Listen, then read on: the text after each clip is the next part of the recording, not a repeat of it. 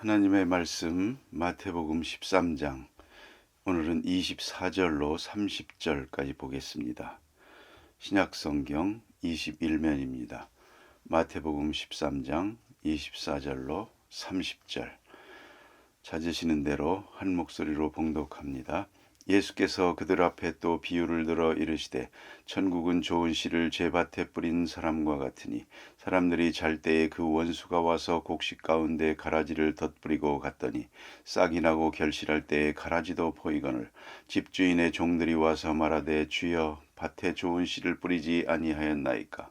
그런데 가라지가 어디서 생겼나이까. 주인이 이르되 원수가 이렇게 하였구나. 종들이 말하되 그러면 우리가 가서 이것을 뽑기를 원하시나이까. 주인이 이르되 가만두라. 가라지를 뽑다가 곡식까지 뽑을까 염려하노라. 둘 다 추수 때까지 함께 자라게 두라.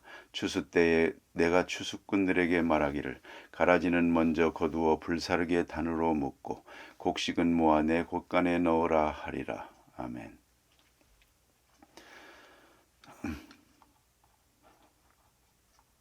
오늘 본문에 있는 이 가라지 비유는 씨 뿌리는 비유의 연장이라고 볼 수가 있습니다. 그러니까 씨 뿌리는 비유, 이것은 이미 말씀드린 것처럼 씨는 복음이요, 씨 뿌리는 자는 전도자요, 그리고 밭은 세상입니다. 그런 말씀으로 그리고 또 같은 복음을 전하지만 그 복음을 받는 대상, 받는 사람들의 응답은 전혀 다릅니다. 그들의 마음밭의 상황에 따라서 다른 결과를 가져왔더라 하는 것이고요. 그 소중한 씨앗이 그 생명력을 다 나타낼 수가 없었습니다. 우리가 그런 말씀을 지금까지 보아왔고요. 오늘은 조금 더 형이상학적인 말씀입니다. 역시 밭과 종자에 대한 말씀입니다. 그리고 제자들이 물었기에 그러하기도 하지만 예수님께서 그 내용을 설명해 주시기도 했습니다. 이것은 씨 뿌리는 비유의 연장선에서 생각하면 되겠습니다. 이 비유의 주제는 역시 하나님의 나라입니다. 하나님의 나라가 이 땅에 이루어져야 되는데 이 땅에 이루기 위해서 어떤 방법으로 이루느냐 하는 것입니다. 다시 이것을 생각해야 합니다. 우리는 좀 환경의 변화 혹은 대자연의 변화, 천지개벽과 같은 그런 희한한 일을 통해서 하나님의 나라가 이루어졌으면 합니다. 그러나 깊이 생각해야 합니다. 그렇질 않고 하나님의 나라가 이루어지는 방법, 그 핵심적 방법은 사람입니다. 사람도 그 사람의 마음입니다. 환경이나 자연이나 여건이 아니라 외적 여건이 아니고 내적인 한 사람의 마음 속에 전해지는 복음, 이것을 통하여 하나님의 나라가 이루어지는 것입니다. 이것이 하나님의 방법입니다. 이걸 우리는 깊이 생각해야 합니다. 굉장히 중요합니다. 우리는 이 바깥 세상, 대자연, 이런 것들이 확 달라지면서 그리고 하나님의 나라가 다 이루어진 다음에 거기에 우리가 문을 열고 쏙 들어갔으면 좋겠다. 그런 생각을 합니다. 하나님의 나라를 외적으로 이루어지기를 바랍니다. 그러나 하나님의 나라의 임함은 인격적입니다.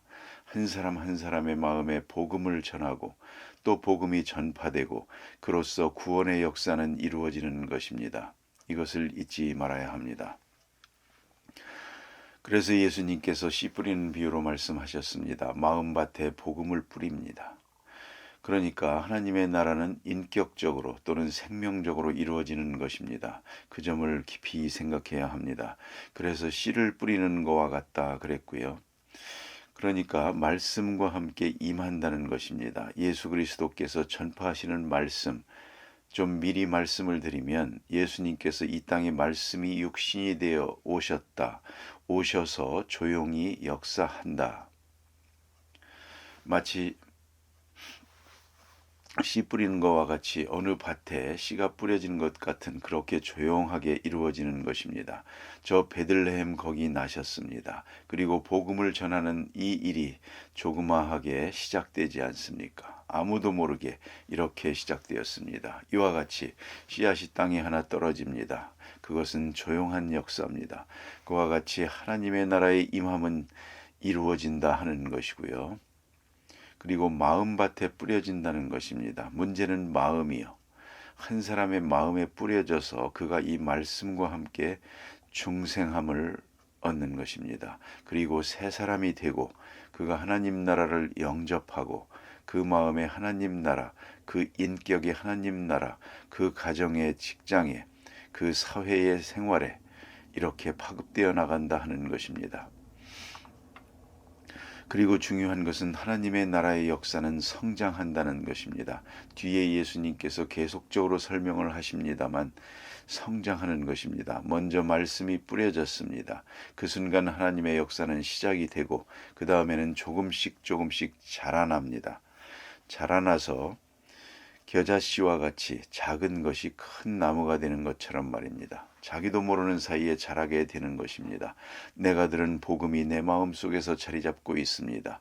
우리가 주일마다 시간마다 교회에 와서 하나님 말씀을 듣습니다. 새벽마다 듣습니다. 이 말씀이 여러분의 마음속에 심기워지면서 자꾸만 자라납니다. 여러분의 의식을, 여러분의 가치를, 여러분의 생활을, 심지어는 여러분의 건강까지도 이 말씀이 점점 퍼져나가면서 말씀화하게 되는 것입니다. 전에는 물질화했습니다. 세상 욕망화했습니다. 우상화했는데 이제는 말씀으로 화하게 됩니다. 말씀의 역사가 확장되어 나가는 것이죠. 여러분 들판에 나가보시면 농사하는 사람들이 있습니다. 먼저 밭을 전부 갈고 고르기 하고 뒤집어 엎고 잡초를 제거하고 아주 환한 벌판을 만듭니다. 그리고 씨를 뿌리거나 모내기를 합니다. 처음에는 요만한 거 대수롭지 않습니다. 그러나 얼마 있다 보면 파랗게 자랍니다. 추수 때가 되면 노랗게 고개 숙이고 곡식으로 꽉 덮입니다. 하나님의 나라가 마치 이와 같습니다. 그래서 하나님의 나라는 은총 속에 자라나는 것입니다. 우리 심령 속에서 확장되고 파급되고 점점 성장해 나가는 것입니다.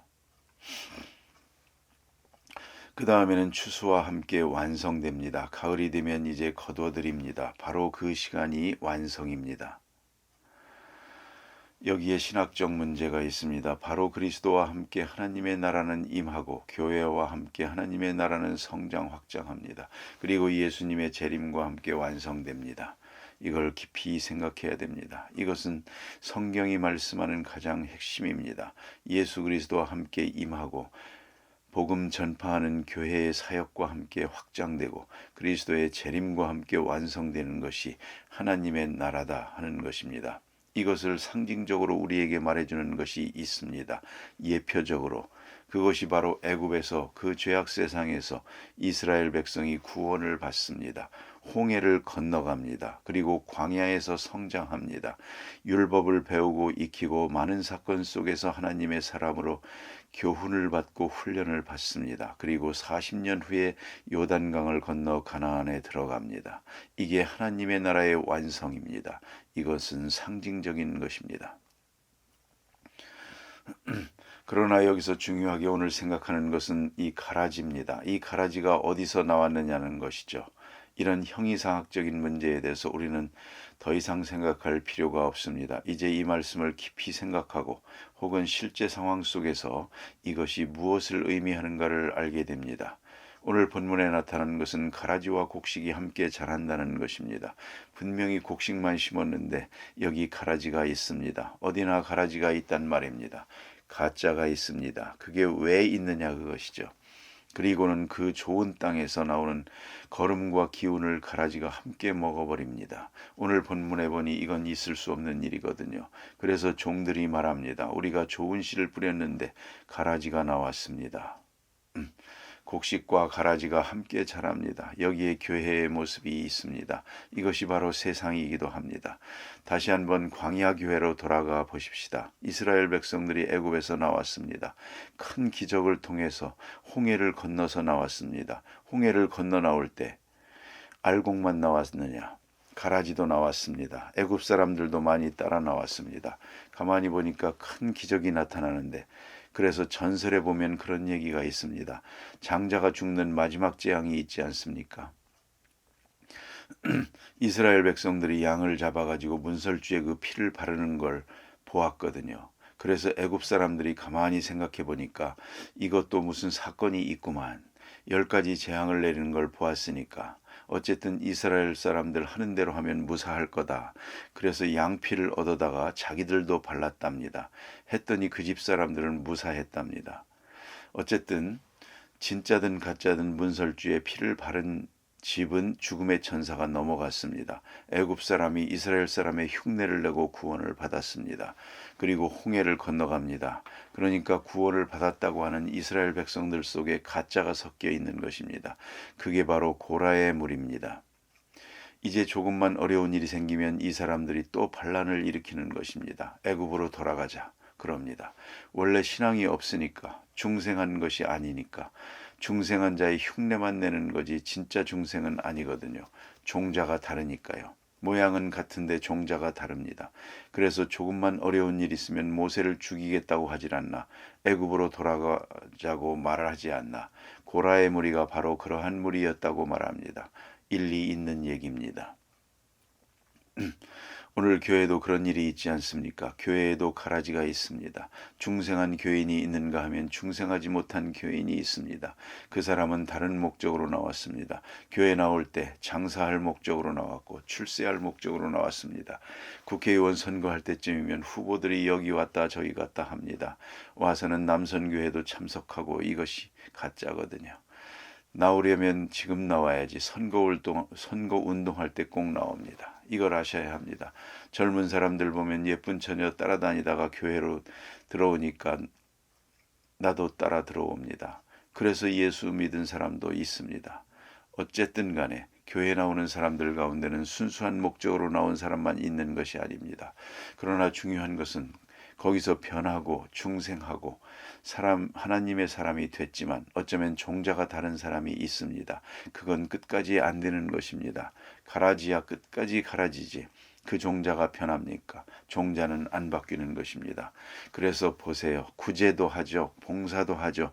전도 여행도 하죠. 교회에서 하는 행사에 다 참석합니다. 오히려 더 열심히 참석합니다. 그러나 속은 아니요. 중생하지 못합니다. 그래서 조금만 어려운 일 있으면 불평불만입니다. 그런데 중요한 것은 구별하기가 힘들다는 것입니다. 가라지와 곡식을 구별하기 아주 힘듭니다. 가짜는 언제나 있고 모양이 더 좋습니다. 여러분, 논에 피라는 것이 있죠.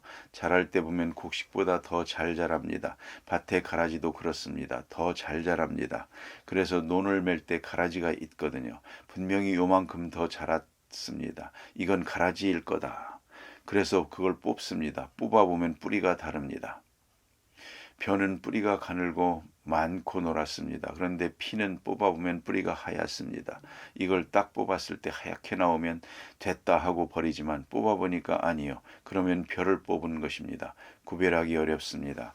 김을 맬 때 가라지도 그렇습니다. 훨씬 더 크게 자란 것을 보고 구별하고 색깔을 보고 구별합니다만 아리송합니다. 오랫동안 농사한 사람들도 실수하기가 쉽습니다. 가라지나 피를 뽑다가 알곡을 다치는 수가 있습니다. 그래서 오늘 성경에 예수님 말씀하지 않습니까? 가서 가라지를 뽑아버릴까요? 하니까 주인이 하는 말이 그냥 둬라. 그럽니다. 가라지를 뽑으려다가 알곡을 뽑을까 두렵다. 이렇게 말씀합니다. 그러니까 심판을 연기합니다. 조급한 판단은 금물입니다. 그럼 언제 할까요? 괴롭지만 더 놔둬라. 이제 가을이 되면 이삭이 나온다. 이삭이 나올 때 보면 돌피는 고개가 꼿꼿이 올라갑니다. 벼는 고개를 다 숙입니다. 이게 다르다는 말입니다. 가을 되면 다 나타나게 되어 있습니다. 그래서 알곡은 고개를 숙이고 가라지는 고개를 쳐듭니다. 그래서 가을이 되면 피를 다 뽑아버립니다. 이렇게 판단할 수가 있게 된다 그 말입니다. 그런 거로 속단을 하지 말 것이고 심판은 하나님께 맡길 것이고 심판은 가을에 할 것이다. 중간에 우리가 판단하는 것 아주 조심해야 합니다. 저 사람 옳다 그러다 진짜다 가짜다 말 조심하세요. Nobody knows. 확신하지 못합니다. 하나님만이 아십니다. 이제 가을에 판단합시다. 내쳐질 때 보면 그때 가서 알 수가 있습니다. 그러나 왜 이것을 곡식과 같이 두는 겁니까? 중요한 것은 오늘 본문의 주제는 이것입니다. 주인은 알곡을 아끼기 때문입니다. 알곡을 사랑하는 마음이 있기 때문에 오히려 가라지를 당분간 두는 것입니다. 여기 하나님의 사랑이 있고 넓은 배려가 있다는 것을 잊지 마시고요. 지금 여기 가라지가 있는데 좀 괴롭지만 의인의 실현의 기간이요, 훈련 기간이요. 이걸 적극적으로 생각할 필요가 있습니다. 좀 더 긍정적으로 받아들이면 이런 가라지가 있음으로 해서 알곡이 좀 더 성실하게, 좀 더 강하게 자라날 수 있기 때문입니다. 이제 추수할 때가 옵니다. 하나님이 정한 때가 있습니다. His time. 그의 때가 있습니다. 그때의 최종 심판이 이루어질 것입니다. 열매 맺는다는 것은 분명합니다. 이건 변명이 없습니다. 그러니까 우리가 좋은 씨앗을 마음으로 받아서 복음으로 화한 그러한 중생한 교인이 될 때, 우리가 심판받는 때는 그간에 억울했던 일이 다 해결되는 시간이요, 그간에 수고했던 일이 다 결실되는 시간입니다. 그래서 종말적 심판과 함께 알곡은 곳간에 거두어드리게 된다 하는 말씀입니다. 모든 복잡했던 문제가 여기서 다 풀리는 것입니다. 우리는 때때로 우리가 가운데 가라지가 있나, 또 누가 가라지인가 생각하지만 그런 판단에 너무 조급해할 것이 없습니다. 모든 것은 하나님께 맡기고 저 심판날에 시원하게 풀려질 것이니까 이건 우리가 문제가 아니요, 형이상학적인 문제에 너무 고민할 것 없습니다. 다만 복음을 받아 알곡으로서의 훌륭한 성장을 이룩하면 가을은 하나님이 주시는 또 다른 선물입니다.